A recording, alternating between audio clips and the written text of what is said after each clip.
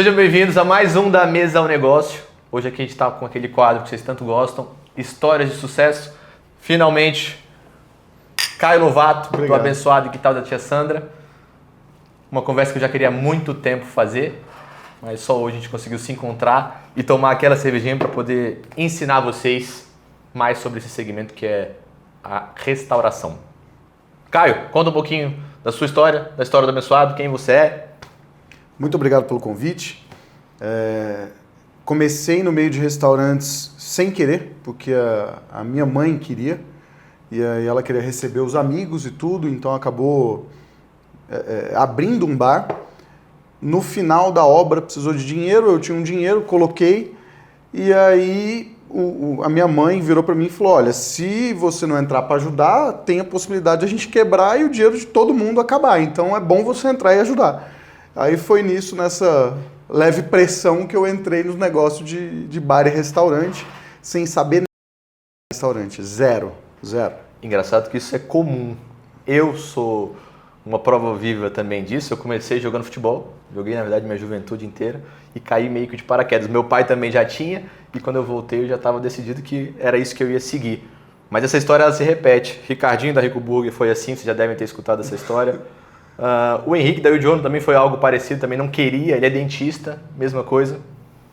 E aí a gente vê o quanto esse segmento é um segmento que as pessoas não têm o treinamento adequado, as pessoas não se preparam para entrar, você acaba meio que indo de paraquedas mesmo.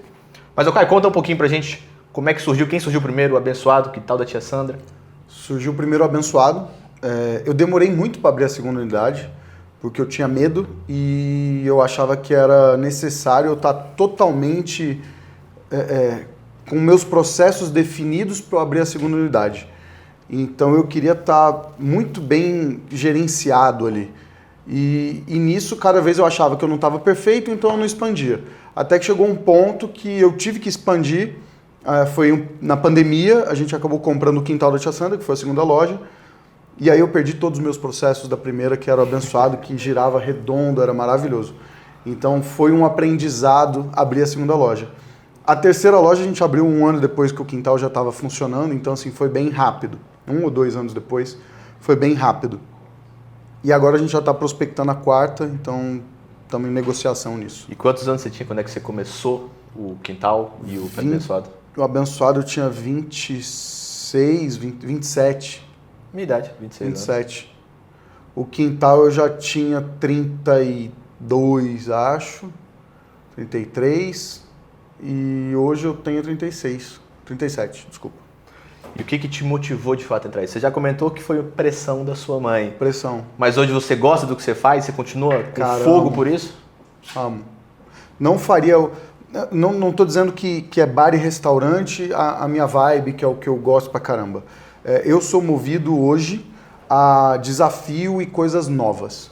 Então, sempre quando eu tenho um desafio, uma coisa nova que eu consigo tirar do papel e executar bem feito, cara, isso me dá muita felicidade. Então, eu vou pelo gás que eu vou ter baseado em uma coisa nova que eu consigo tirar do papel. Então, por exemplo, um pet shop que eu comprei o ano passado. Poxa, a gente conseguiu fazer ele girar, ele tá andando bem, tá feito, funcionando. Isso pra mim é legal pra caralho. E não é o que me dá dinheiro, entendeu? Não tem ligação no sucesso com o dinheiro. É realmente eu conseguir fazer alguma coisa legal e entregar valor. A partir do momento que eu consigo fazer isso, pra mim é top. Então, hoje eu quero abrir outro restaurante, porque, eu vou tirar um negócio do zero, montar um restaurante novo, abrir, funcionar, e eu falo, cara, isso aí é legal, isso aí é o bacana. Cara, maneiro você falar isso, que eu tive semana passada com o André, ele é o diretor-geral do Pobre Juan, da rede Pobre Juan. E ele estava falando isso, o quão difícil é você montar restaurante, porque todo mundo monta a primeira casa, acerta, fica feliz pra caramba, que é o que você estava contando. Quando vem, fala assim, vou montar a segunda porque tá feliz. Quando vem a segunda loja, já é uma loja que não performa tão bem, você começa a tirar dinheiro da primeira para bancar a segunda, seus processos já foram todos pro espaço. E aí é um desafio constante você realmente se perdurar ao longo desses anos nesse setor. Mas aí fica uma pergunta legal que eu gostaria de fazer, que é qual foi o seu maior erro durante essa jornada? Qual foi o seu... Nossa, teve vários. No seu começo, qual foi o seu maior erro durante o começo como Caio empreendedor, dono de restaurante? eu não tinha... Eu era refém da minha operação total. Então, eu era caixa, eu era garçom, eu era da fritadeira, eu era o que tinha que ser. Eu quis fazer acontecer. E quando você está imerso nisso, você deixa de olhar outras coisas. Então, eu não tinha controle de estoque. Fui ter controle de estoque com 3 anos de loja, 4 anos de loja. Então, demorou muito para eu conseguir tirar o olho do operacional e olhar para dentro. E eu acho que às vezes você fazer isso um pouco mais cedo do que eu fiz, talvez faria sentido. E outras coisas que eu fui aprendendo por errar. Eu lembro que o primeiro sistema operacional que eu tive, cara, é um sistema pequenininho, e eu comecei a fazer o controle de estoque e não batia nada. Porque assim, a quantidade de itens de venda não dava baixa no estoque direito. E aí o dono do sistema me dava uma resposta esdrúxula e eu olhava e falava, pô, mas peraí, tem que bater, não é possível. Então assim, a escolha do meu sistema inicial foi muito ruim. O cadastro dos itens de venda com CFOP diferente, que é o que faz você pagar o imposto, eu cadastrei tudo errado, então eu não sabia o que tinha substituição, o que não tinha. E eu lembro que nos primeiros 4 meses ali, eu lembro que a gente foi somar e deu 4 mil de prejuízo no imposto. E aí era uma coisa que na época eu falava assim, cara, 4 mil reais que eu paguei a mais, que absurdo, e não sei o quê. Então isso daí influenciou muito na época. Hoje, quando eu vejo os números nossos, pô, a gente fala de imposto de 400 mil, 500, 600, 1 milhão. Então assim, mas na época foi um número marcante. E eu lembro desse número de 4 mil que foi por conta de um sistema operacional ruim. Então, esses foram alguns erros meus do processo de crescimento. Mas sabe o que eu acho, assim, eu tive conversando já isso com outros amigos também, e até algo que eu falo bastante no canal. Um outro problema que eu enxergo é as pessoas que querem pular etapas. Eu acho que Sim. Passar esses perrengues ele faz parte do processo. E às vezes as pessoas querem se organizar demais no começo da operação, e é claro que organizar toma tempo, gasta dinheiro, não adianta a gente se iludir achando que você vai ter uma operação muito organizada sem ter investimento, seja de tempo, seja financeiro. Então, assim, eu acho que faz parte isso. Você respeitar esse processo também. Não adianta a gente querer montar o restaurante no primeiro dia e já querer estar fora do operacional. Você tem que aprender um pouco de tudo, isso na minha visão. É isso, tem. Para você conseguir gerir bem. E além de aprender, você ter vivência na dificuldade das pessoas. Então, eu contei estoque muito tempo.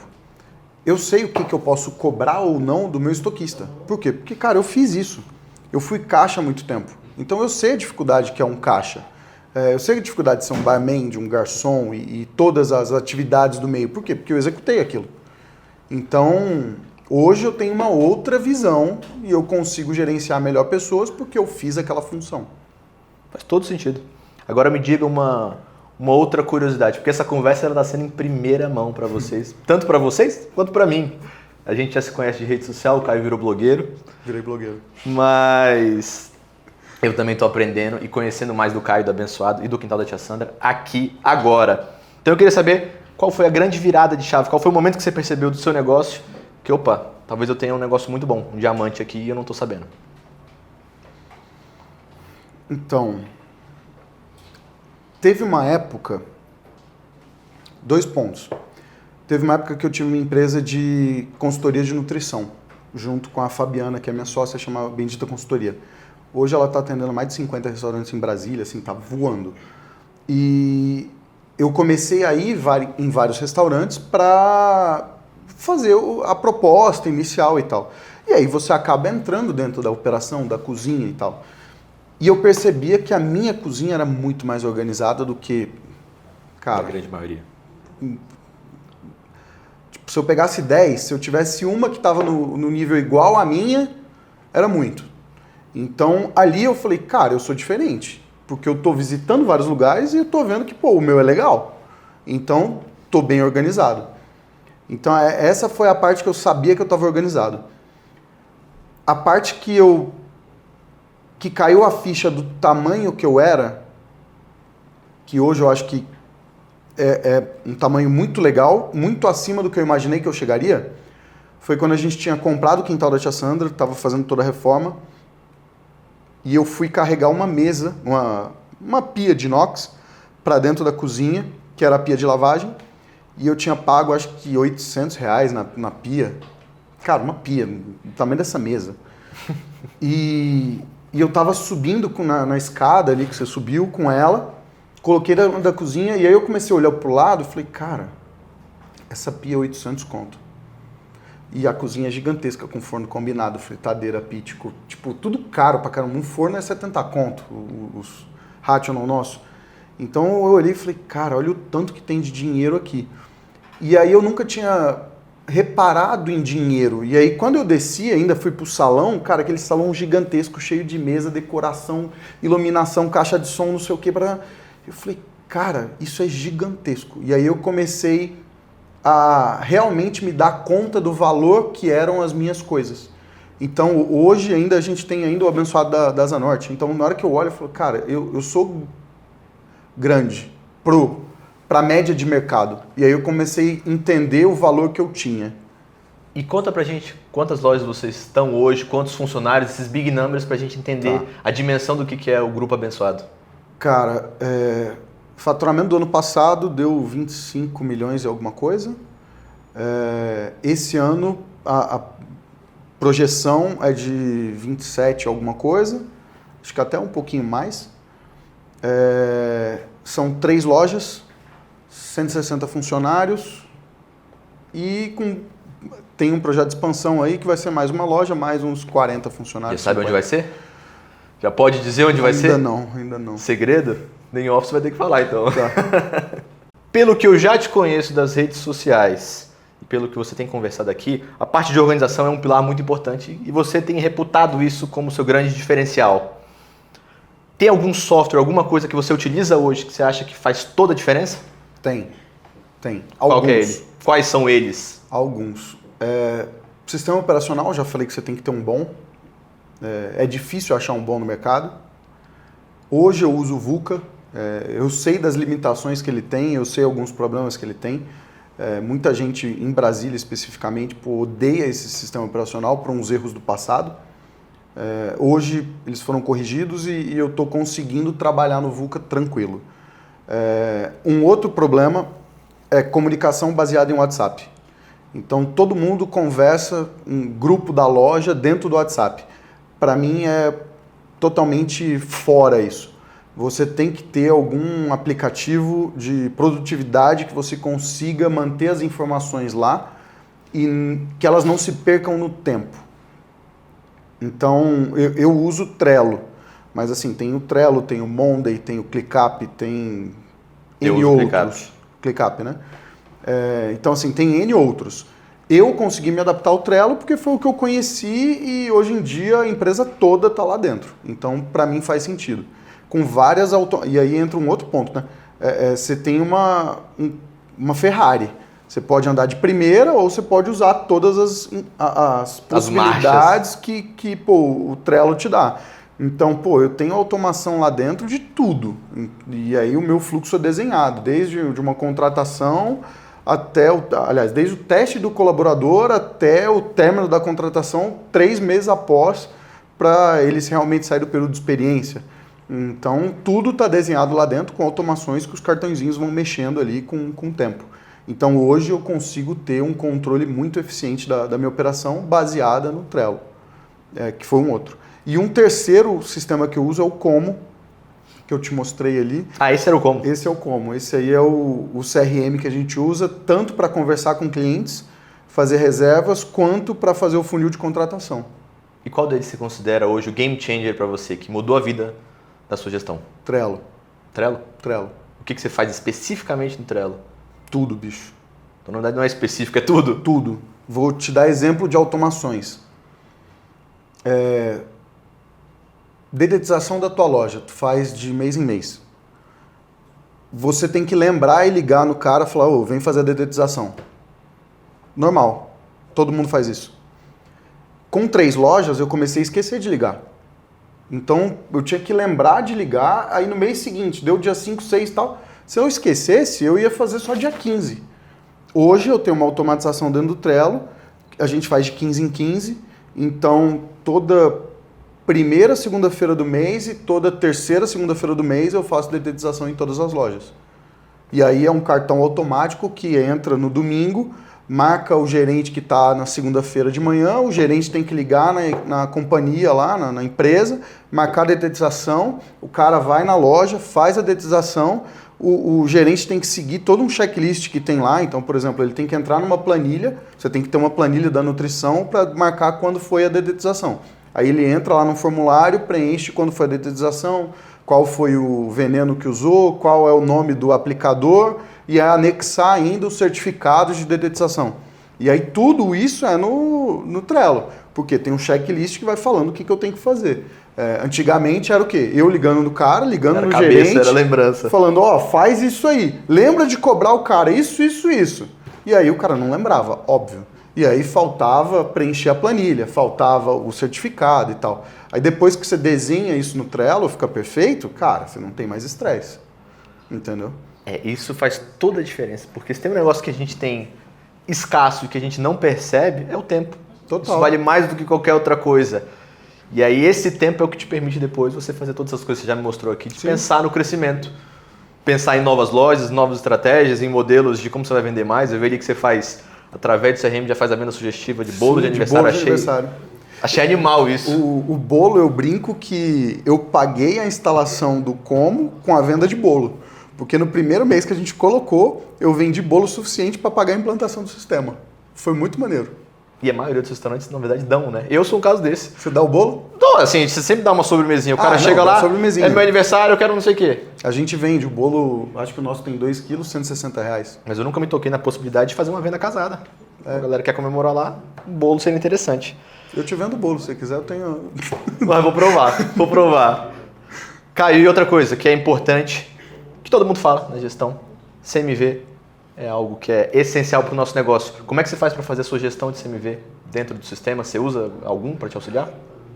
Uso o próprio VUCA e vou te falar, eu tenho 10 anos de operação, é dificílimo você ter um número de CMV exato. Porque fala-se muito em CMV, controle, não sei o que, tal. Cara, pro cara que tem um açaí, que é monoproduto, aí é a coisa mais linda do mundo. Agora, a nossa loja que tem mais de 1.000 itens de estoque, SKU, você tem que fazer essa contagem, lançar no sistema, ter ficha técnica. Eu trabalho com self-service. Se eu quisesse o CMV real, cara, eu teria que pesar tudo que vai pro buffet, tudo que sobra do buffet. É humanamente impossível. Então, assim, eu tenho uma base, que é o quê? Controle de estoque inicial, final, um menos outro, quanto que você vendeu e tal. Então, você tem um número ali, mas não é o CMV real. Isso daí eu deixo claro. Fictício. O CMV real, velho, impossível você chegar nessa porra. É um número que todo mundo vende, os consultores falam, não, você tem que ter o CMV e tal. Óbvio. Eu vou olhar quanto eu tenho de estoque máximo, quanto eu tenho de estoque mínimo, controlar a compra e tal. Para mim faz todo sentido isso, ter controle de estoque, verificar meu CMV, se está ali dentro de um parâmetro normal, mas assim, é o CMV que o meu sistema ali vai me dar. Não é isso que é o game change da minha loja, ao meu ver, tá? Isso daí eu tô te falando uma operação grande que vende 1 milhão, pô. É dificílimo.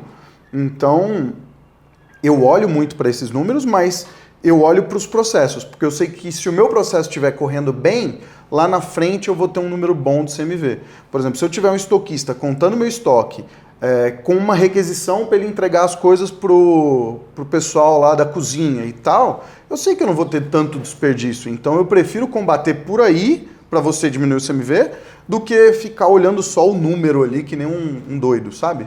E o que você fala é um negócio muito interessante, porque pouca gente fala isso. Você mesmo acabou de dizer, e eu vivi isso vendo consultores, você deve ver muito na internet, os caras falando, pregam muito o CMV, porque ele é muito importante, né?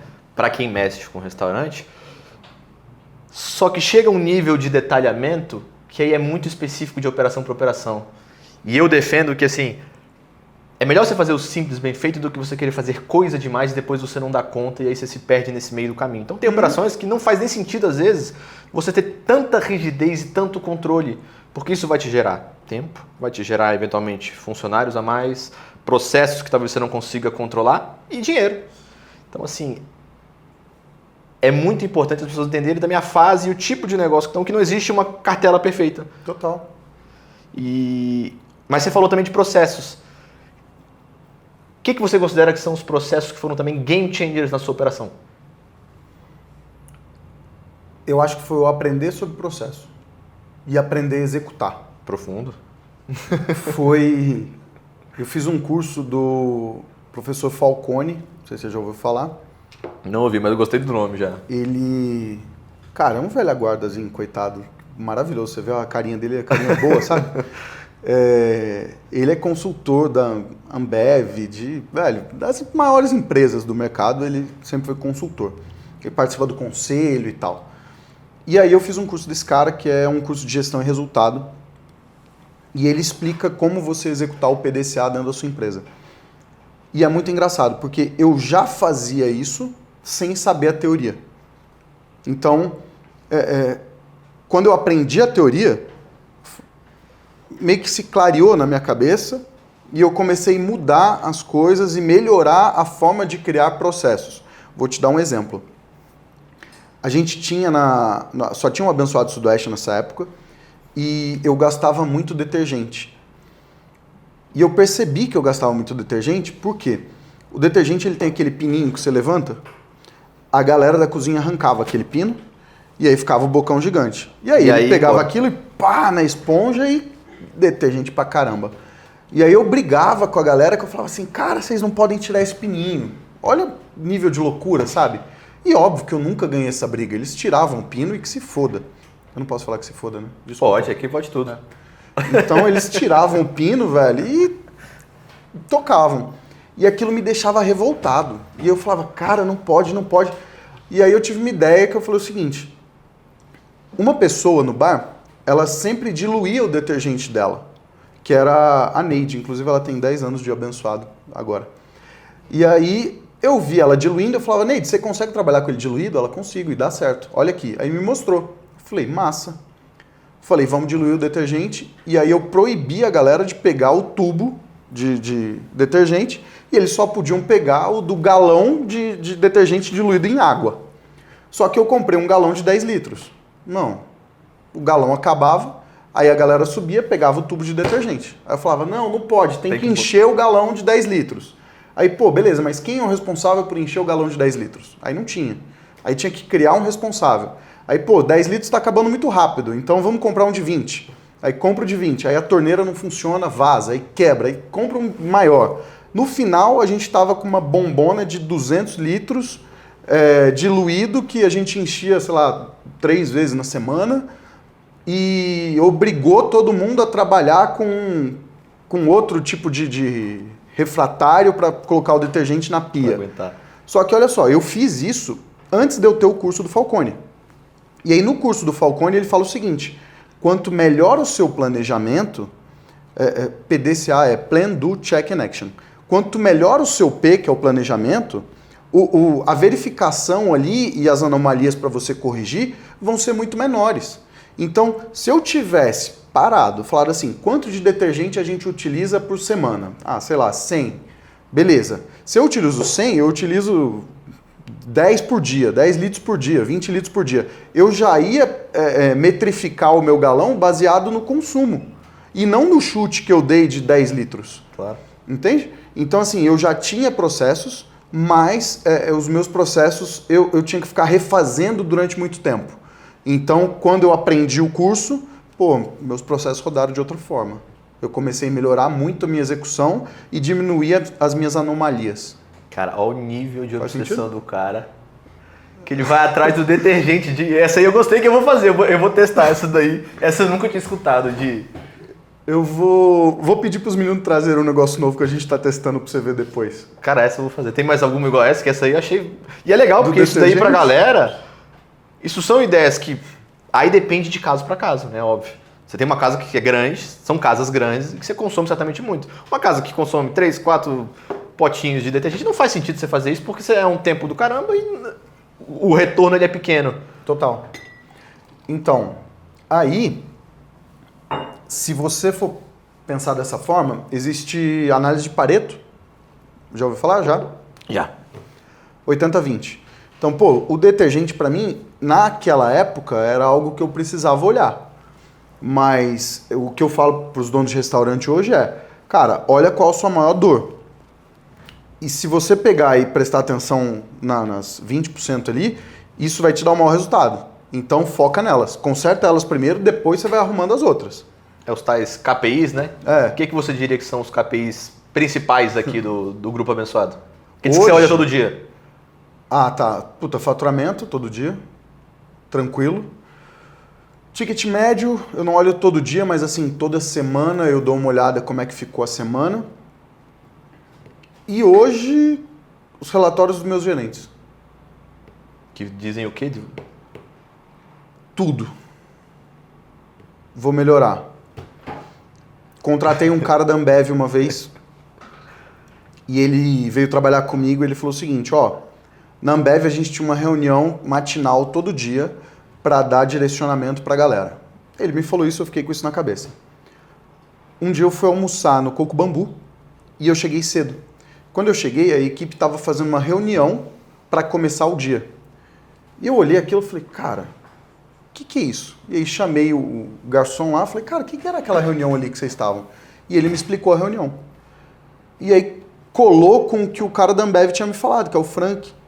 O Frank falou assim, cara, você tem que fazer reunião dando direcionamento pra galera. E tudo que tem que ser repetido todo dia, você tem que repetir nessa reunião. Então todos os seus problemas que você fala assim, cara, eu tenho, exemplo lá do detergente, se todo o cara tá tirando aquela tampinha do detergente, todo dia na reunião eu vou falar, é proibido tirar a tampinha do detergente.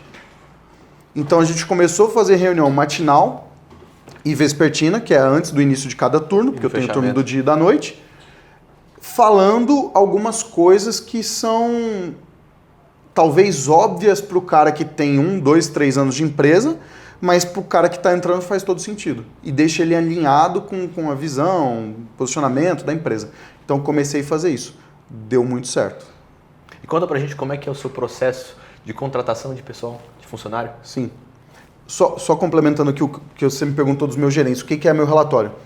Nessas reuniões, ao final do dia dele ali, ele é obrigado a fazer um relatório e mandar no Trello com as informações do que aconteceu no dia. E aí, o que eu quero? Eu quero pegar os erros, as anomalias, e quando eu tenho lá 2, 3 gerentes me mandando o mesmo erro no relatório durante uma semana, eu falo, cara, isso aí eu tenho que corrigir. E aí eu vou corrigindo o que eles me mandam. Aí vem melhoria, tipo, essa semana a gente está instalando 2 ventiladores no dormitório dos funcionários porque eles pediram 2 ventiladores. Cara, eu não entro no dormitório quase nunca. Então, assim, chegou em mim essa demanda, eu vou lá, vou comprar e vou instalar e tá tudo certo. Então, pelos relatórios que eu olho todo dia, eu consigo melhorar alguns pontos negativos dentro da empresa. E hoje você diria que a sua operação ela roda sem você estar presente? Roda. Porque parece. A gente Roda. olhando de fora, assim, eu ouvi do Corbal, lá no pessoal do Deboche, e ele fala que, assim, todo mundo tem aquela coisa aquele ditado popular como o olho do dono é que engorda a boiada. Só que ele fala, cara, hoje em dia você não precisa mais estar, de fato, presente na sua operação. Você pode estar presente de outras formas, olhando os indicadores. Essa é a presença moderna do dono de restaurante. Cara, eu concordo e discordo, tá? Eu acho que para eu crescer, eu tenho que estar longe. Isso daí para mim é claro hoje. Mas eu tenho uns indicadores legais. E por que você precisa estar longe? Porque, por exemplo, se eu tiver 10 casas, como é que eu vou gerir as 10, cara? Eu não vou conseguir estar na operação.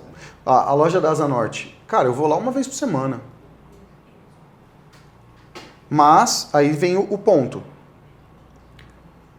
Eu tenho metrificado isso, tá? Quando o Pedro, que é o meu sócio operador, tá dentro da loja no final de semana, o ticket médio é mais alto. Isso é fato, cara. Isso é fato. Então, assim, porra, o olho do dono engorda o boi? Engorda. Por quê? Porque, quando o Pedro tá aqui dentro, o ticket médio aumenta, bicho. Não dá pra discutir número, sabe? E aí eu mostro isso pros meus gerentes. Eu falo, e aí?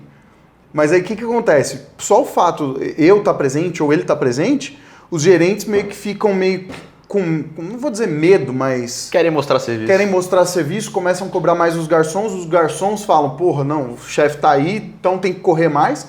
E aí acaba que a gente vende mais. É normal. Então, mais um ensinamento. Além de você estar de olho nos indicadores, se possível, esteja presente fisicamente, porque Então, com certeza ajuda. Mas e se você tiver 3 lojas, como é que você vai estar presente fisicamente? Aí entra tipo, pra onde eu vou, sabe? Aí é a história do processo, respeitar o processo. Respeito o processo. No começo você vai poder estar presente um dia num, um dia na outra, daqui a pouco você tem 10, você já não consegue mais estar um dia numa outra, você vai ter que ter um sócio operador, vai ter que ter um gerente, um gestor, um supervisor, e assim você vai... Ó, o que eu faço hoje, que pra mim faz muito sentido, tá? O cara vai me deixar bêbado assim. A Heineken vai pagar pra nós. Quando eu vou no restaurante, nos bares, eu tenho mania de ficar parado num canto, cara, braço cruzado mesmo, Só observando. olhando o que está acontecendo. E aí eu fico parado olhando. A partir do momento que eu vejo algum erro ali de processo ou alguma possível melhoria, eu vou anotando. Aí, pô, beleza, anotei lá 3, 4 itens. Cara, eu chego no outro dia no escritório, desenho, como é que eu vou corrigir isso aqui? E aí eu começo a escrever para desenhar, tipo, corrigir, altero o Trello, altero a comunicação, não sei o que, tal, e a gente coloca para frente. E um ponto meu, eu não vou te falar que é ruim, mas o Samuel, que é um consultor nosso, ele fala que é ruim. Ele fala que eu tiro as coisas do papel muito rápido. Então, acaba que eu faço, aí entra aquele negócio do PDCA. Como eu faço muito rápido, eu tenho muita anomalia para corrigir. Então, algumas coisas que eu tento tirar do papel muito rápido, eu tomo um prejuízozinho. Engraçado, mas eu sou da vertente que eu prefiro seguir por essa vertente de testar rápido do que passar muito tempo planejando. Cara, é complexo. É uma discussão que a gente vai... Não termina nunca. Não vai terminar. Não termina nunca. Como é seu processo de contratação, Caio? Como? A gente tem o Como, que eu te falei, que é um aplicativo de CRM, que ele integra vários canais de comunicação. Então ele integra Instagram, WhatsApp, Google Meu Negócio, o que for. Então eu criei um robô ali dentro que vai pegando as informações do meu cliente, no caso meu cliente é o meu possível funcionário, eu estou vendendo para ele uma vaga, e aí a partir do momento que eu pego todas as informações dele, eu consigo saber se esse cara faz sentido estar dentro da minha empresa ou não. Então o próprio funil que a gente fala, porque pô, tô colocando gente aqui dentro, o robô, ele é o funil, ele vai me falar, ó, esse cara aqui mora, sei lá, no Goiás, já trabalhou, tem experiência, está recebendo seguro-desemprego, então eu tenho algumas perguntas que são excludentes. Se o cara responder uma pergunta dessa da maneira que eu não quero, eu já tiro ele do funil. Se ele respondeu tudo perfeito, eu continuo com ele no funil e aí cai no meu RH para o meu RH pegar e separar. E aí a gente já tem metrificado que, cara, de 30 pessoas que entram no funil, só 10 saem para o meu RH verificar. E eu não paro esse processo. Então é o tempo todo chegando o currículo. O tempo todo, não pode parar. Por quê? Porque se você parar, você vai ter que demitir um barman. Aí a primeira coisa que o teu gerente fala é, pô, não tem ninguém para colocar no lugar, então deixa o cara aí por enquanto. Eu sofro isso todo dia. Meu ponto é, manda embora. Depois a gente resolve. Não tem problema. Mas eu só consigo ter essa paz porque eu tenho meu funil de contratação. Inclusive, quem quiser comprar meu livro, eu explico isso daí, hein? Pode falar isso, não? Claro que pode. É o momento. E dá uma palhinha pra gente do que são essas perguntas excludentes, daquilo que você pode falar. Sim. Eu não contrato ninguém do Goiás, porque o Vale Transporte é muito caro. Lembrando, né? A gente está em Brasília, então existem, como Brasília, o Distrito Federal é pequenininho, tem muita gente que mora no estado do Goiás e trabalha aqui. Só que aí o Vale Transporte do ônibus que sai do Goiás e vem para Brasília é muito mais alto do que o Vale Transporte do pessoal do DF. Então decidimos que eu não contrato ninguém do Goiás. Então quando o cara se candidata à vaga, se ele dizer que ele é do Goiás, automaticamente eu excluo esse cara do meu funil. Eu não excluo de imediato, tá? Eu espero terminar o processo todo para eu pegar e excluir ele. Mandar uma mensagem falando, olha, infelizmente você não passou no processo de contratação. Então, isso é um excludente. Segundo excludente é recebendo seguro-desemprego. O cara está recebendo seguro-desemprego? Não contrato. Porque se eu for contratar, o cara vai falar, pô, posso receber o seguro ainda, mais 2 parcelas? Cara, tchau, obrigado. Aí entra num ponto que quanto melhor é o seu processo de contratação, quanto mais você divulgar essa vaga, quanto mais pessoas entrar no funil, mais criterioso você pode ser nas suas perguntas. Então, eu tinha uma pergunta que era assim, você pegou atestado médico nos últimos 6 meses? Se tivesse, era não. De cara. De cara. Óbvio, espera o término do funil para o cara não saber onde ele foi negado, porque senão ele entra de novo e altera a resposta. Mas eu fui mudando, tá? Isso daí é mutável e a gente muda o tempo todo. Eu mudei semana passada o processo. Isso faz parte do PDCA que você está falando, né? Sim. Verifica a anomalia, troca. E eu mudei semana passada porque eu precisava contratar um tosador pro pet shop e aí eu já joguei no nosso funil de contratação, então lá tem tosador. E aí quando o cara entra, ele fala, olha, bem-vindo ao grupo abençoado, você quer trabalhar onde? Nos bares e restaurantes ou no pet shop? Pá. E aí abre a vaga dos dois. E como é que você faz para alimentar esse funil? Cara, é o que a gente estava conversando, né? Eu tenho vários QR Codes que dão... se o cara lê o QR Code, ele cai no WhatsApp. E aí o WhatsApp ele está integrado no Como, que é onde tem o robô. Então, se o cara lê esse QR Code, ele cai lá dentro. E eu espalho esse QR Code em tudo quanto é canto. Então, eu tenho permuta com publicidade interna de ônibus. Então, o meu cliente que eu quero contratar, geralmente ele anda de ônibus. Então, eu preciso divulgar onde ele está. Não adianta eu pegar e... Tem gente que fala assim, divulga a vaga de emprego na entrada da tua loja. Cara, se eu tenho um restaurante, estrela Michelin, que o público lá vai gastar 1.000 conto na diária, qual é a chance de eu botar uma plaquinha, estou contratando na frente e alguém acertar, sabe? Então eu falo, você tem que divulgar a sua vaga aonde está o seu cliente. Meus clientes estão dentro do ônibus, vou divulgar no ônibus.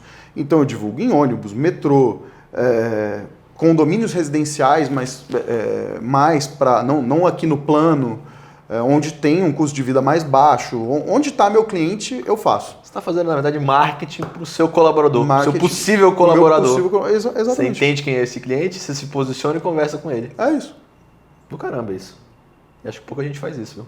Compra pouquíssima. Meu e-book. Quem precisar, ó. Compra meu e-book. O link vai estar na descrição. Pode estar? Caião, já que a gente falou de marketing, vamos passar para o segmento de marketing. Como é que foi o começo? Como é que foi o começo? Tá certo. Como é que foi o começo do Abençoado? Você teve problema de venda ou de cara você já começou vendendo muito? Na época eu vendia pouco comparado ao que eu vendo hoje, mas para mim era muito. E o que você teve que fazer de campanha de marketing? Você costuma fazer? Então, foi ao contrário. É engraçado. Eu não podia postar o que eu ia ter de música ao vivo, porque senão lotava muito e eu não conseguia atender. Então, era engraçado. Eu ligava pros músicos e falava, cara, não posta que você vai tocar aqui, não fala. Tipo... Porque senão vai encher. Porque senão vai encher e a gente não vai conseguir atender. Então, era o contrário. Eu não podia fazer divulgação. E a gente dá risada disso. Pô, esse é o problema que todo mundo queria ter. Todo dono de restaurante quer ter. Porque a gente tinha uma fila de espera absurda. Eu não tinha processo nenhum para controlar essa fila. Era uma zona, todo mundo correndo para tudo quanto é lado para tentar resolver e era assim. Então o meu marketing era, ridículo. Era não fazer. Era não fazer. Hoje não. Aí depois você, precisando de uma agência de marketing. Aí começaram a fazer tráfego. Não, porque você tem que fazer tráfego. Daí botava dinheiro em tráfego, gastava lá uma grana. Até um dia que eu falei, cara, tô gastando 4.000 de tráfego por mês. Falei, mês que vem vai gastar 0. Quanto que deu a venda no final do mês? Cara, mesma coisa. Aí você fala, tráfego não funciona. Então, passei por alguns pepinos de marketing até ter Hoje a gente tem uma agência própria que atende só nossas lojas e eles andam de acordo com as nossas demandas, então fica muito mais fácil. Mas é uma agência terceirizada ou você internalizou esse marketing? Interno. Eu tenho designer, eu tenho social media, eu tenho filmmaker, tem tudo. Por que você acha que esse modelo ele é melhor para vocês hoje? Porque é mais rápido. Só porque é mais rápido? Mais barato? Não. Não, é mais caro. Mas é mais rápido, mais eficiente e as pessoas que estão aqui dentro sabem como a gente trabalha e o que a gente precisa. Porque isso é uma dor... Eu passei por isso, sei lá, desde que a gente começou a fazer marketing, isso é uma dor também comum. Todo dono de restaurante ele ia falar, sabe que tem que fazer, faz, não consegue enxergar o resultado, porque é muito difícil. Não é igual você vai no e-commerce que você bota um link lá de QR. Não tem como.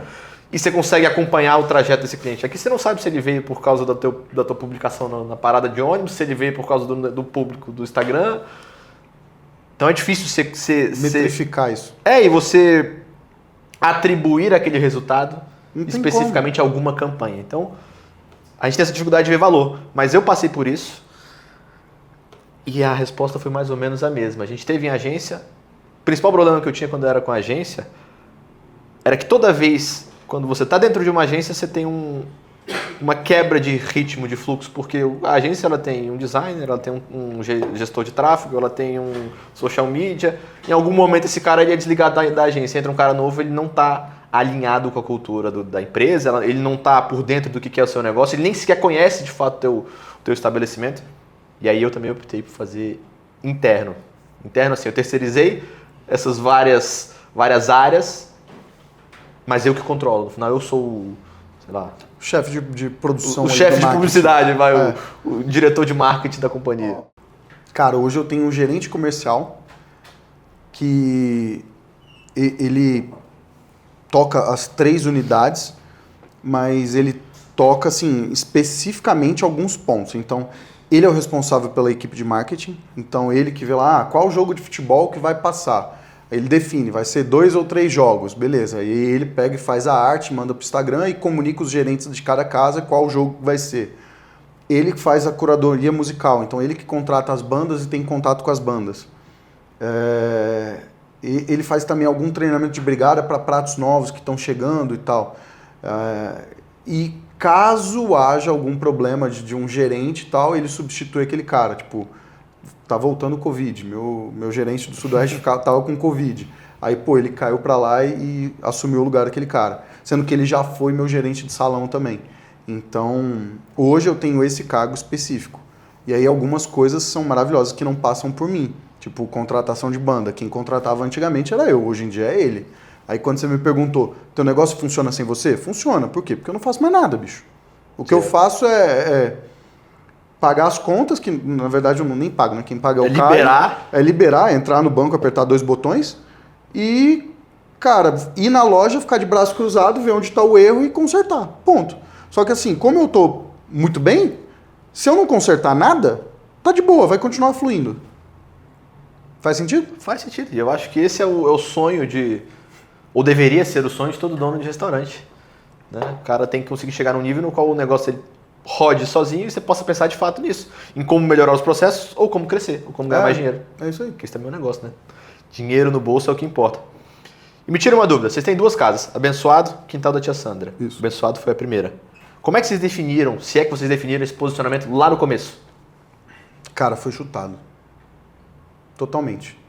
Tipo, abriu o Abençoado, o público do Abençoado virou os amigos dos meus pais, porque eles eram daqui de Brasília, começaram a convidar os amigos começaram a ir, os amigos dos amigos, não sei o que, tal, então foi definido assim.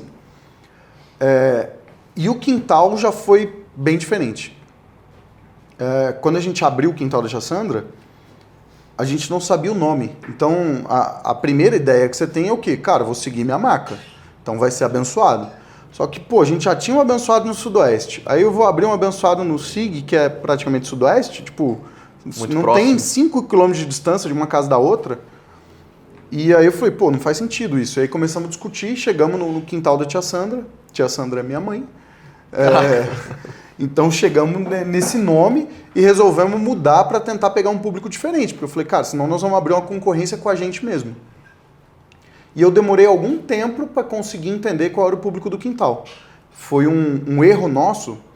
Quando a gente comprou os produtos do Piratas, né, que era aqui, a gente comprou o maquinário só. Ele virou para mim e falou assim, Caio, eu tenho um Instagram que tem 20 mil seguidores. Você quer? Eu falei, cara, quero. E peguei o Instagram dele. E aí eu percebi um grande erro. Por quê? Porque eu comecei uma casa nova com um Instagram que já tinha gente dentro. Que não era o meu público. Então eu estava divulgando coisa... Para quem não queria. Para quem não queria. E eu achava assim, cara... Por que não está dando certo? E eu não sabia na época. E naquela época, nenhum gestor de marketing que tomava conta das agências me falou que isso daí era ruim. Então, eu errei, não sabia o que fazer. assumi um Instagram que não era meu, com seguidores que não era meu público. Mas sabe o que eu acho legal? Que é, de novo, aquilo que a gente estava falando, não tem linha reta. Principalmente nesse nosso setor. Cada um vai ter um caminho, um ele é melhor na área de gestão, o outro ele é melhor na parte de marketing. E assim você vai trilhando seu caminho, depois você vai corrigindo e aparando essas arestas. Sim. Mas me diga o seguinte, Abençoada e Quintal da Tia Sandra, hoje você entende o que são esse posicionamento? O que você diria que é o diferencial de cada uma das operações? O Quintal ele é grande para nível Brasília, assim, espaço de salão, e é animado. Então eu consigo trazer muitas pessoas para comemorar aniversário que saem daqui muito felizes com uma experiência bacana. Então hoje o público do Quintal, cara, é aniversariante. Total. E aí dentro disso, cara, você tem tudo. Eu já tive senhora de 65 anos de idade comemorando aniversário, como eu já tive jovem de 18, e é legal pra caramba, porque quando você pega, por exemplo, o jovem de 18, ele vai trazer os pais para comemorar com ele. E aí, pô, você vai ver uma galera mais velha, uma galera mais nova, às vezes traz os avós, e tá todo mundo junto, misturado, e se dá bem porque o clima é legal. Então, o Quintal é muito isso. O Quintal, ele é democrático, tem tudo. O Sudoeste, não. O Sudoeste já é um pouco diferente. O público é 30 a mais, você não vê jovem assim, né? Com 18 anos de idade, cara, difícil ter. A galera já é mais velha, já quer sentar tranquilo, ouvir uma música, mas não é tão alto, quer comer um petisco bacana na mesa, sentadinho, trocando uma ideia, tomando uma cerveja. Ó, diferença básica do Quintal pro Sudoeste. Para os abençoados, né, que da Asa Norte também segue o mesmo padrão. Se você vier em qualquer mesa do Quintal fim de semana, tem balde de cerveja na mesa. Se você, em quase todas as mesas do Sudoeste, é camisinha só. Porque lá a galera toma de uma em uma, porque tá todo mundo tranquilo. Aqui todo mundo pede de balde porque tá aquela mesa lotada, cheia de gente. Então muda também o tipo de atendimento. Pô, que legal. E legal é principalmente essa jornada que é aquilo que a gente estava falando de novo, agora há pouco. Como é que eu vou dizer? A gente estava falando de respeitar o processo. E todas essas pessoas que às vezes querem passar por cima disso, não vão conseguir nem sequer identificar quem é o perfil de público dele ideal. Porque se você monta um negócio, estava falando para eles, você mira ali e acha que você vai acertar, você está completamente cego. Porque, na verdade, você vai começar a testar, você vai botar para rodar, você vai ver que talvez o seu público não seja esse. Você vai começar a entender quem é de fato seu público depois que você abriu essas portas, depois que você fez publicidade, fez marketing, fez posicionamento. E aí você entra talvez no PDCA, você começa a trilhar o seu caminho, corrigindo e seguindo a sua rota. Como é que você faz hoje para atrair novos clientes? Cara, tanta coisa. Tem alguma estratégia para atrair novos clientes específica? Tem. Tem uma que é muito bacana, e é um marketing metrificado, tá? Eu passei por um problema que todo mundo passou, que você estava falando, que, pô, eu tenho um marketing, mas eu não sei de onde está vindo o cliente e por que está vindo o cliente. A gente percebeu o seguinte, que se eu fizer um tráfego pago, com um botão ali, com um call to action que vai gerar uma ação, se essa ação cair no meu aplicativo lá no Como, de CRM, e eu conseguir converter aquela reserva sabendo de onde ela veio, para mim faz sentido e eu consigo ter um valor de quanto custou aquele lead. Captou? Captei. Bem complexo para quem tem restaurante. Eu contratei um desenvolvedor para fazer isso. Foi maneiro, o Pedrinho. Hoje ele é meu sócio. Ele é bom? Vou precisar de alguém para me ajudar aqui, para me auxiliar. Então, assim, a gente tem um robô de contratação que facilita... um robô de reserva que facilita eu fazer a reserva. Então, eu consigo fazer um vídeo com tráfego pago, com botão clicável, convidando as pessoas para fazer reserva. Então, na hora que eu faço isso, o cara clica, ele cai no robô. O robô já atende automático, meu caixa só vai apertar um botão para confirmar aquela reserva, eu tenho uma reserva dentro da minha casa. E aí eu sei que, o custo daquele lead, o CAC ali vai dar, sei lá, R$ 2,50, que é o custo de cada clique. Beleza, mas 10 pessoas clicaram. Quantas converteram a reserva real? A gente sabe que gira em torno de 80%.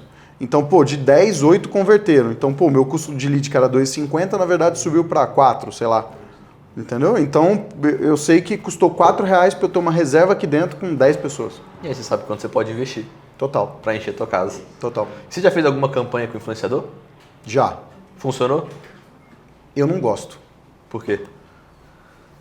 Porque eu acho que Brasília teve uma época que estava saturada com isso. Então, existiam vários bares e esses bares davam consumação para, eu vou falar blogueiro, tá? Mas aí você, não sei qual que é o nome correto. Influenciador, blogueiro.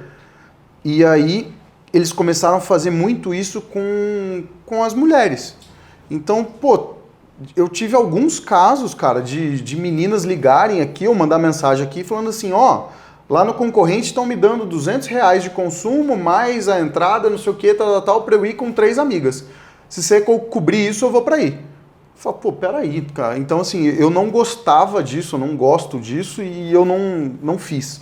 Fiz algumas vezes aquele assim, dá 2 drinks pra influenciador e tal, mas eu percebia que eu tornava o meu público refém daquilo, tipo, porque eu fiz isso para uma menina uma vez. Cara, ela só volta aqui de novo se eu fizer isso de novo. Então virava uma muleta, sabe? E eu falava, cara, eu quero cortar isso. Hoje eu não faço mais. E acaba que fica falso. Sim. Todo o feedback, acho que isso Total. perdeu completamente o valor, na verdade, né? Eu acho que está diminuindo isso em Brasília, mas rolou durante um bom tempo. E você considera que você tem concorrentes hoje nesse setor? Sim. Quem você diria que são seus concorrentes? Cara, é porque assim, eu não trato como concorrente.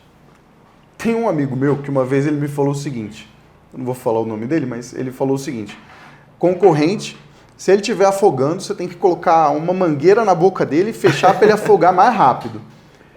E aí eu olhei e falei, caramba, velho, tá doido? Tipo, e aí eu pego os meus concorrentes. Cara, o Fausto Manuel é um grande concorrente meu. O Alcione, que é o dono de lá, ele é um dos meus melhores amigos, cara. Tipo, no chá revelação da minha filha na pandemia, que podia ter 30 pessoas, ele tava.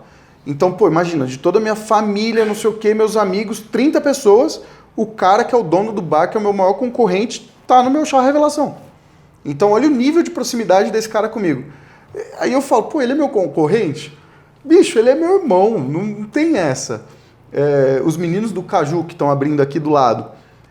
Cara, eu vou lembrar de coisa, de papo de uns 8 anos atrás, 7 anos atrás, que o Gustavinho, que é do Responsa, me ligou e falou, cara, tô precisando de uma fritadeira. E eu tinha. E aí eu mandei uma fritadeira pra ele. Cara, ele ficou com uma fritadeira minha, sei lá, uns 6 meses.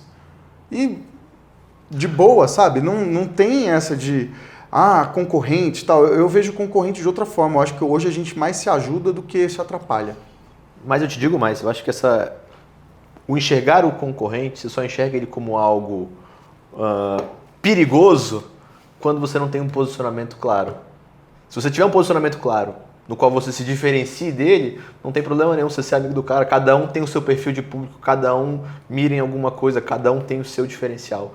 O problema das pessoas, eu acho, enxergarem, dos donos de restaurante enxergarem o concorrente como algo que afronta ou algo que eles sentem medo, é porque talvez não estejam tão preparados para o mercado. Mas eu acho que até o mesmo público, cara. Porque, por exemplo, eu pego o Abençoado Sudoeste e o Fausto, cara, é o mesmo público. E é engraçado que eu vou almoçar no Fausto, os meus clientes estão lá.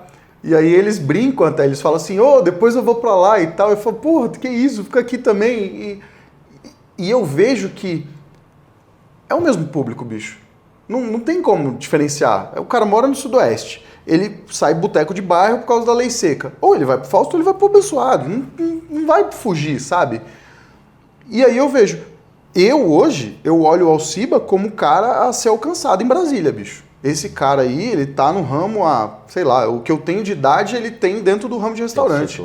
Então, assim, esse cara é o benchmark aqui, que eu olho ele e eu pego aula com ele todo dia, quando eu passo lá para tomar café com ele de manhã. E eu passo toda semana para tomar café com o cara de manhã. E aí eu pego aula com ele e vou fazer o que esse cara fez. Então, assim, a maioria dos meus concorrentes, eu quero aprender com eles. Então, eu quero estar do lado desse cara para falar assim, bicho, o que você está fazendo aí que eu não sei? Os meninos do Caju, cara, o que vocês estão... Rafinha, cara, me conta aí, o que você fez? O Vini, cara, o Vini é um gênio, que é um sócio deles. Eu ligo para ele direto, parte tributária, de alíquota, não sei o quê, e a gente troca a maior ideia e se ajuda pra caramba. Então, acho que faz muito sentido isso, ter essa proximidade com os concorrentes. Isso é muito mais benéfico, até para o setor, para todo mundo, do que Total. qualquer outra coisa. Talvez o exemplo perfeito disso aqui é Heineken e Amstel, por exemplo. São duas cervejas, é cerveja do mesmo jeito, mas tem gente que prefere Heineken, tem gente que gosta de Amstel. Tá tudo bem. Não tem problema, a gente pode sentar na mesma mesa junto, pode eventualmente só tomar Heineken, no outro dia toma só. E eu passei por isso, já na época da praça de alimentação, lá no terraço. No terraço não, no Parque Shopping.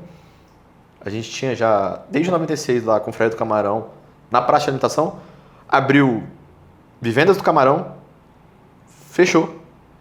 Abriu Camarão e Companhia, fechou. E abriu de novo Vivendas do Camarão.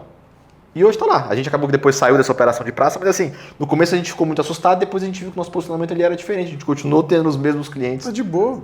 E hoje a gente está vivendo algo parecido ali no terraço. Não sei ainda qual é o resultado, porque é muito cedo para falar.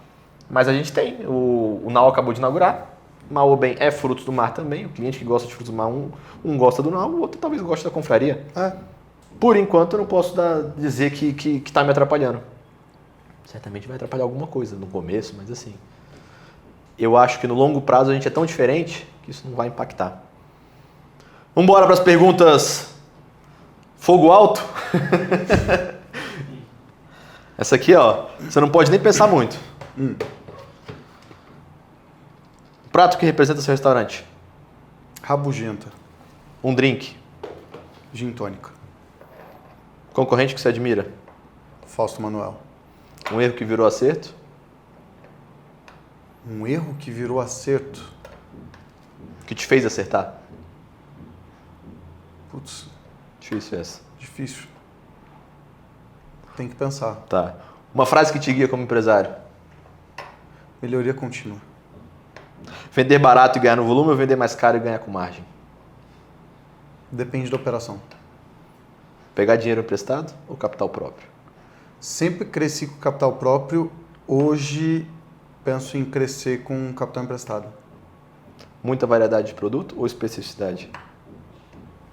Depende da operação. Brinde ou desconto? Brinde. Loja de rua ou loja de shopping? Eu só tenho de rua. CMV ou margem de contribuição? Margem de contribuição. Ó, Eu viu? acho que eu vou ser o único que é margem de Não, contribuição. eu fiz um vídeo agora, acabou de postar que eu falei disso. Margem de contribuição? Eu falei CMV ou margem de contribuição? Margem de contribuição. E eu vi isso do pessoal do Caju. É? Quem foi que deu a palestra? Foi lá até lá em São Paulo. Que falou, cara, a gente teve um negócio lá que a gente ficava focando muito num produto, na empanada, lá no Caminito. A gente focava muito na empanada, que ela tinha um CMV fantástico, de não sei quanto. E aí o garçom, a gente fez tudo campanha para incentivar essa venda. Só que quando a gente foi ver, a gente começou a vender muito empanada e parou de vender, por exemplo, não lembro qual que era, sei lá, a picanha na chapa, ou então a linguicinha. Que a margem de contribuição era muito Que a margem de contribuição era muito maior. Então assim, eu tinha um CMV muito bom, mas em compensação, enquanto eu tinha 10 reais de lucro aqui, eu tinha 50 no outro. Então meu esforço tinha que ser muito maior aqui para compensar a falta de CMV do outro. Total. E aí eu tava defendendo isso no vídeo que a gente fez. E assim encerramos mais um História de Sucesso. Caião, Bom, obrigado. obrigado pela cerveja, obrigado pela oportunidade de conversar com você. Espero que a gente possa tomar mais dessas aqui. E espero que a gente tenha ensinado alguma coisa para vocês aí do outro lado. Eu certamente aprendi muita coisa e ainda vou aprender. Obrigado, cara. Obrigado. Espero poder tomar mais dessas pra gente continuar aprendendo Venha com você. me visitar mais vezes aqui. Os meninos estão convidados sempre.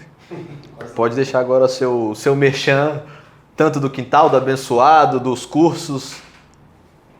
A hora é sua, a casa é sua. Venha nos conhecer. Hoje eu virei blogueiro, então quem estiver querendo melhorar a sua operação de restaurante, me segue no Instagram, @carlovato. A gente já tem curso lá para novos donos de restaurante ou quem já está na área também há muito tempo, que faz sentido para você chegar até onde eu cheguei. Mais do que eu cheguei eu não consigo ainda não, mas eu vou crescer para te ajudar. Pelo menos até aqui a gente... Até aqui eu dá consigo um jeito. resolver. Gente, até o próximo História de Sucesso.